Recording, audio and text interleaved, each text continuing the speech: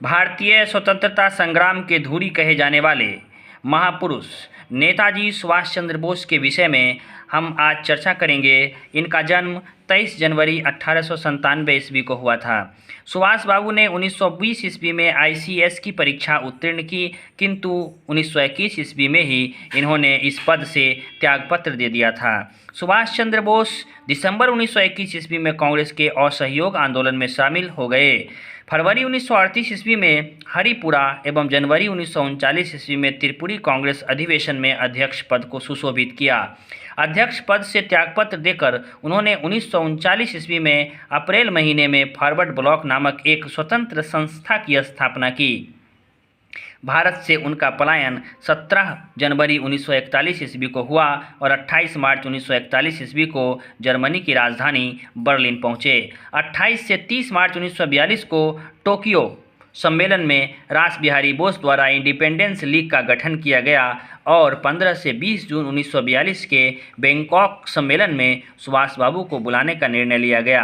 अगस्त 1942 ईस्वी में कैप्टन मोहन सिंह द्वारा 16,000 सैनिकों की आज़ाद हिंद फौज की एक टुकड़ी का गठन किया गया और 8 फरवरी 1943 को सुभाष बाबू जर्मनी से रवाना हुए और 13 जून 1943 ईस्वी को टोक्यो पहुँचे।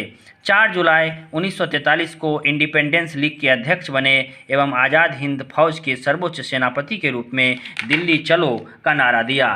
21 अक्टूबर 1943 को सिंगापुर में सुभाष चंद्र बोस द्वारा अस्थायी सरकार का गठन किया गया। 6 नवंबर 1943 को जापानी सेना ने अंडमान निकोबार द्वीप समूह पर आज़ाद हिंद फौज को सौंपा। 6 जुलाई 1944 को सुभाष चंद्र बोस ने गांधी जी को राष्ट्रपिता कहा।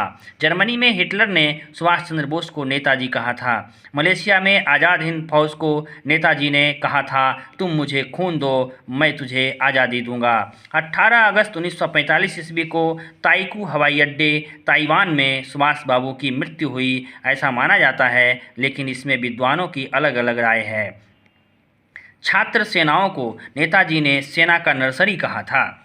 आज़ाद हिंद फौज सिंगापुर में अपने अस्तित्व में आई थी। आर्मी हुकूमत हिंद की स्थापना अक्टूबर 1943 ईस्वी में सिंगापुर में सुभाष बाबू के द्वारा की गई थी। तुम मुझे खून दो, मैं तुझे आज़ादी दूंगा जैसे प्रसिद्ध नारा के जन्मदाता सुभाष चंद्र बोस थे।